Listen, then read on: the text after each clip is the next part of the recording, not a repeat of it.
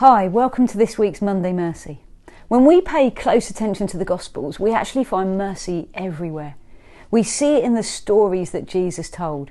You know, in the parable of the Good Samaritan, Jesus helps the expert in the law to see that loving our neighbours is about showing mercy that transcends all barriers. The road from Jerusalem to Jericho was a steep descent of about 17 miles, some of which ran through rocky desert territory. It's interesting that Jesus makes a point of mentioning the route, but doesn't comment on the fact that the man should have probably known better than to walk a route that was notoriously dangerous for lone travellers.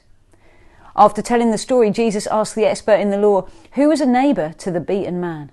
And he answers, the one who had mercy on him. To which Jesus replies, go and do likewise. On another occasion, Jesus made it clear that there's a direct correlation between the mercy we show to others and how we actually treat Jesus himself. Some of the stories of mercy Jesus told would have provoked uproar. Even now, when I read in Matthew chapter 20 about the vineyard owner who paid everyone equally, whether they worked the whole day or just 1 hour, I feel a little indignant. It just doesn't seem fair, and yet Jesus makes the point that the owner is free to be as merciful and generous as he wishes, and no one has a right to resent it. In fact, Jesus calls us to be similarly generous. When telling parables about banquets, he says we should invite those others wouldn't invite, those who can't repay us. Many of the parables Jesus told are laced with the mercy of God. And in the Gospels, we not only see the mercy of God in the stories Jesus told, but also in the company that he kept. It's clear that Jesus spent much of his time with those in chronic need, and he expended a huge amount of emotional and spiritual energy on meeting those needs. There seem to be no barriers to do with age or gender or ethnicity when it comes to God's mercy. Jews and Gentiles came to Jesus. Samaritans, who others hated, weren't excluded by him. Men were not favoured above women. Children were welcomed as just as worthy of Jesus' attention as adults. Jesus interacted with those on the margins of society.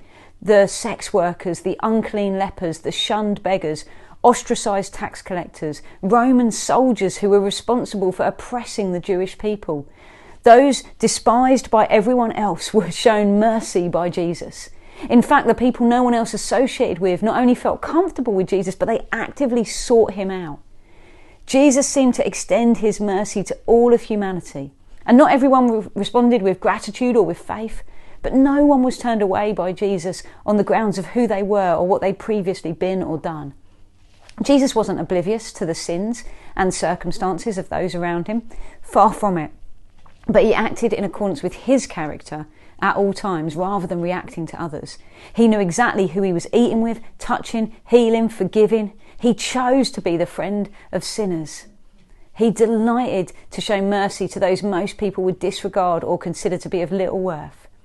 So we see through the stories he told and the company he kept, Jesus had astonishing mercy for all who came to him, and particularly those who were shunned by everyone else.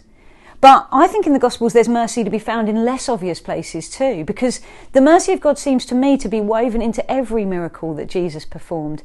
Every act of power seemed to have his heart of mercy at its heart.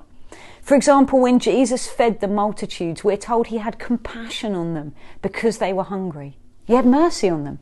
He could have whittled down the numbers by weeding out those who'd been around him long enough to know they should have brought some food with them.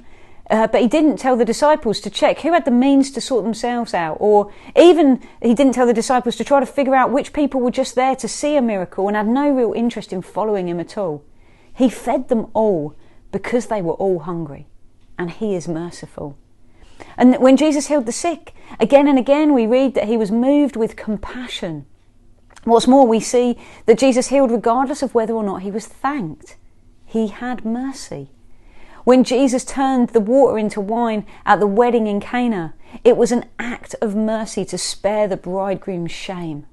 When Jesus calmed the storm, he didn't do it so that the boat wouldn't sink. The boat wasn't going to sink. He didn't need to do it to stop the disciples from drowning. No, it displayed his power and his authority, but also it was an act of mercy to calm their fears.